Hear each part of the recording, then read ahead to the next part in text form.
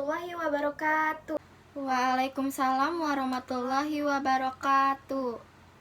Selamat siang anak-anak. Bagaimana kabar kalian semua? Alhamdulillah baik, Bu. Alhamdulillah kalau semuanya baik. Sebelum kita memulai pembelajaran, alangkah baiknya untuk membaca doa terlebih dahulu. Untuk ketua kelas, silakan dipimpin untuk membaca doa. Mari teman-teman kita berdoa dimulai. Baik anak-anak, Ibu akan mengabsen terlebih dahulu ya.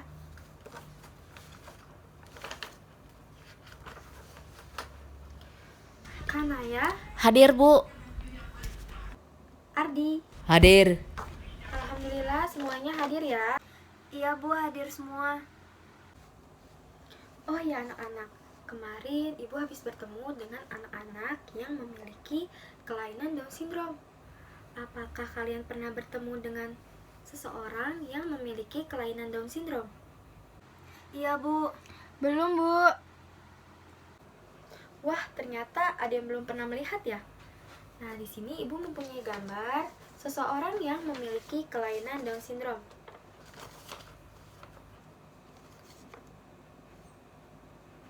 Jadi, semua hal pasti ada sebab dan akibatnya. Apakah anak-anak tahu penyebab dari kelainan Down syndrome? Saya Bu. Ya, silakan Kanaya. Jawabannya mutasi Bu. Iya betul, Kanaya. Jadi, penyebab dari kelainan Down syndrome adalah mutasi. Nah, mutasi itu sangat penting untuk kita pelajari karena kita dapat mengetahui penyakit dan kelainan-kelainan yang berhubungan dengan mutasi. Adapun tujuan pembelajaran pada hari ini yaitu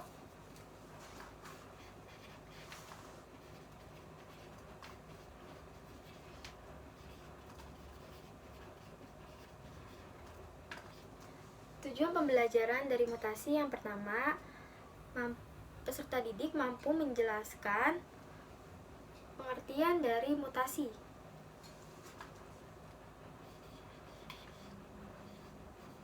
Yang kedua, mampu mengidentifikasi macam-macam mutasi. Yang ketiga, adakah yang tahu tujuan pembelajaran dari mutasi? Saya Bu. Ya, silakan Kanaya. Menyebutkan sebab akibat dari mutasi. Iya, betul sekali Kanaya. Jadi, tujuan pembelajaran mutasi yang ketiga itu menjelaskan sebab dan akibat mutasi.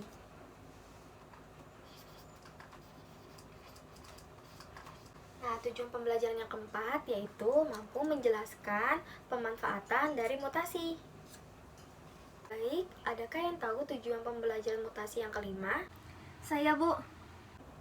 Ya, silakan Nisa. Menyebutkan penyakit atau kelainan dari mutasi.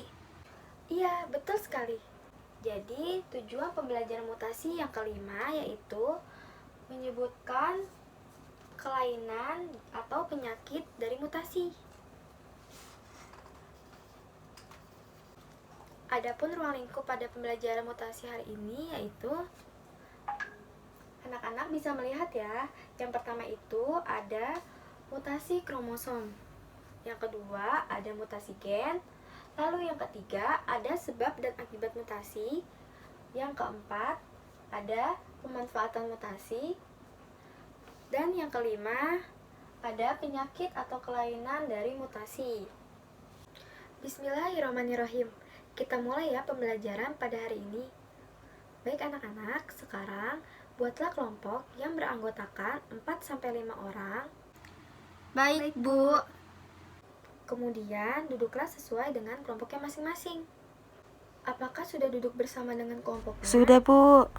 Ya anak-anak, sebelum kalian berdiskusi bersama kelompok, Ibu akan menjelaskan mengenai mutasi. Jadi anak-anak, perhatikan mind mapping berikut ini. Yang pertama yang akan kita bahas yaitu mutasi. Mutasi berasal dari bahasa Latin yaitu mutare, yang artinya berubah. Jadi, dapat diartikan bahwa mutasi adalah perubahan sifat makhluk hidup karena adanya perubahan struktur ataupun jumlah pada kromosom dan gen. Ruang lingkup mutasi ini terbagi menjadi 3, yaitu ada tingkat mutasi atau jenis mutasi, Lalu ada sumber mutasi atau sebab dan akibat dari mutasi dan tempat terjadinya mutasi.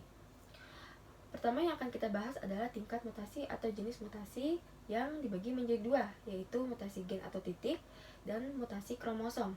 Mutasi gen dibagi menjadi tiga, yaitu substitusi, insersi, dan delesi. Ya, selanjutnya ada mutasi kromosom. Mutasi kromosom itu merupakan mutasi yang disebabkan karena adanya perubahan struktur kromosom dan perubahan jumlah kromosom.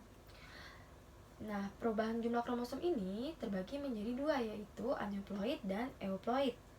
Sedangkan untuk perubahan struktur kromosom terdiri atas delesi, duplikasi, inversi, dan translokasi. Kemudian ada sumber mutasi terdiri dari dua, yaitu mutasi alami dan mutasi buatan. Sedangkan untuk tempat terjadinya mutasi ada di mutasi somatik dan mutasi gametik.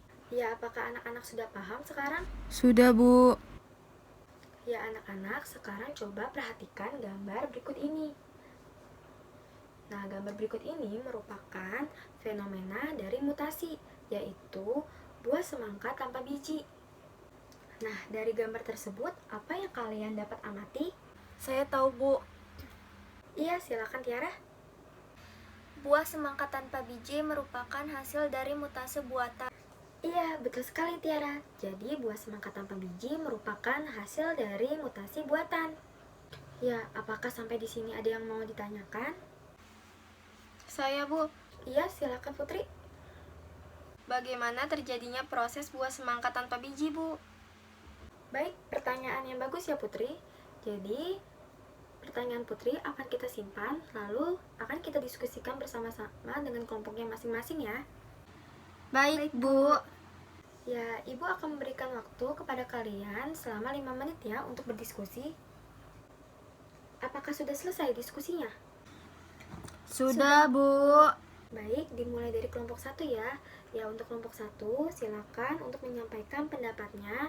Jangan lupa sertakan nama dan asal kelompoknya ya. Baik, Bu. Jadi nama saya Tiara dari perwakilan kelompok 1. Jadi menurut pendapat kelompok kami, pada umumnya buah semangka memiliki biji sebagai alat generatif pada tumbuhan. Penemuan buah tanpa biji ini merupakan penerapan dari mutasi buatan dengan menggunakan kolsikin. Jadi buah semangka tanpa biji merupakan contoh munculnya perubahan atau variasi pada makhluk hidup. Ya, terima kasih untuk kelompok 1. Ya, jawabannya sudah benar ya. Jadi, penemuan buah semangka tanpa biji merupakan hasil mutasi buatan dengan menggunakan kolsikin. Nah, kolsikin itu adalah salah satu senyawa kimia yang sering dipakai untuk mutagen pada pertanian. Lalu, adakah yang ingin memberikan pendapatnya lagi atau ingin menambahkan pernyataan dari kelompok 1? Kelompok 2, Bu. Baik, nama saya Laras, perwakilan dari kelompok 2. Jadi, kelompok kami ingin menambahkan pernyataan dari kelompok 1. Kelompok 1 menyatakan bahwa buah semangka tanpa biji merupakan satu contoh munculnya perubahan atau variasi pada makhluk hidup. Nah, kelompok 2 ingin menambahkan bahwa munculnya perubahan atau variasi pada makhluk hidup dapat disebabkan oleh faktor lingkungan maupun buatan. Jika perubahan atau variasi yang muncul tersebut tidak diwariskan kepada keturunannya, peristiwa ini dinamakan modifikasi, yang artinya makhluk hidup yang mengalami perubahan akan menunjukkan sifat yang dapat diamati atau fenotip yang berbeda, tetapi susunan gen atau genotipnya tetap sama. Terima kasih untuk kelompok 2. Jadi sudah benar jawaban dari kelompok 2. Jadi secara garis besarnya, apabila mutasi terus-menerus berlangsung, maka akan terus muncul spesies yang baru. Kita beri tepuk tangan untuk kelompok 1 dan 2 yang telah menyampaikan pendapatnya. Ya, di sini Ibu akan menjelaskan kembali mengenai buah semangka tanpa biji. Nah, buah semangka tanpa biji merupakan proses penyilangan dari buah semangka betina tetraploid dan buah semangka jantan diploid. Nah, untuk mendapatkan hasil buah semangka tetua tetraploid harus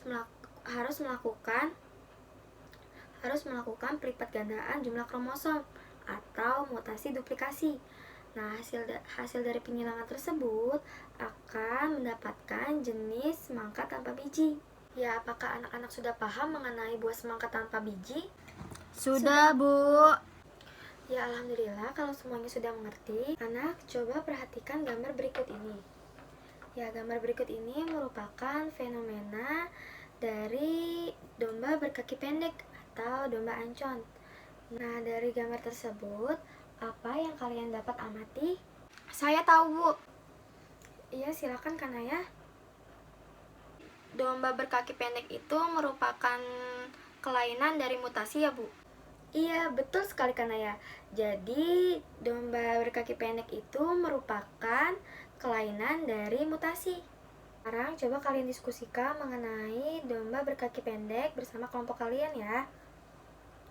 Ibu akan memberikan waktu selama 5 menit untuk kalian berdiskusi bersama kelompok ya. Apakah sudah selesai diskusinya? Sudah, Bu. Baik, adakah kelompok yang ingin menyampaikan hasil diskusinya? Kelompok 4, Bu. Ya, silakan untuk kelompok 4. Nama saya Fitri, perwakilan dari kelompok 4. Jadi menurut pendapat kelompok kami, domba ancon atau domba berkaki pendek hasil mutasi alami yang bersifat menurun. Iya, sudah tepat. Jadi domba ancon atau domba berkaki pendek itu merupakan hasil dari mutasi alami yang bersifat menurun. Adakah kelompok lain yang ingin memberikan pendapatnya? Tidak ada, Bu. Baik, kalau tidak ada, kita berikan tepuk tangan ya untuk kelompok 4. Di sini Ibu akan menjelaskan kembali mengenai domba ancon atau domba berkaki pendek. Nah, domba tersebut merupakan pengelompokan dari domba domestik yang mempunyai ciri-ciri berkaki pendek, tubuh yang panjang, dan kaki depan yang bengkok. Nah, ciri-ciri unik tersebut disebabkan oleh mutasi kerdi resesif. Nah, efek dari mutasi ini adalah kondrodistrofi atau gangguan pertumbuhan tulang. Apakah kalian sudah paham semuanya mengenai domba berkaki pendek? Alhamdulillah sudah paham, Bu. Ya, alhamdulillah kalian dapat menganalisis fenomena yang terjadi pada mutasi yaitu buah semangka tanpa biji dan domba ancon. Ya, dari pembelajaran yang sudah kalian lakukan, adakah yang ingin memberikan kesimpulan? Saya, Ibu. Ya, silakan Putri. Ya, kesimpulan yang didapat pada pembelajaran hari ini yaitu tadi kita sudah membahas mengenai buah semangka tanpa biji yang merupakan sumber mutasi buatan. Sedangkan untuk domba berkaki pendek atau domba ancon merupakan sumber mutasi alami. Karena waktunya sudah habis, Ibu akan memberikan tugas kelompok untuk kalian. Tugasnya itu ada di halaman 178 yang tugas 8.1. Nah, soalnya lalat buah merupakan hewan yang sering digunakan dalam penelitian genetika. Buatlah sebuah makalah tentang penelitian mutasi genetika yang menggunakan hewan tersebut. Baik, adakah yang ditanyakan mengenai tugas tersebut? Saya, Bu. Ya, silakan Sinta. Dikumpulkan pada hari apa ya, Bu? Sudah dikumpulkan pada hari Rabu ya. Kita akhiri pembelajaran pada hari ini. Terima kasih untuk anak-anak yang sudah berpartisipasi dalam pembelajaran pada hari ini ya.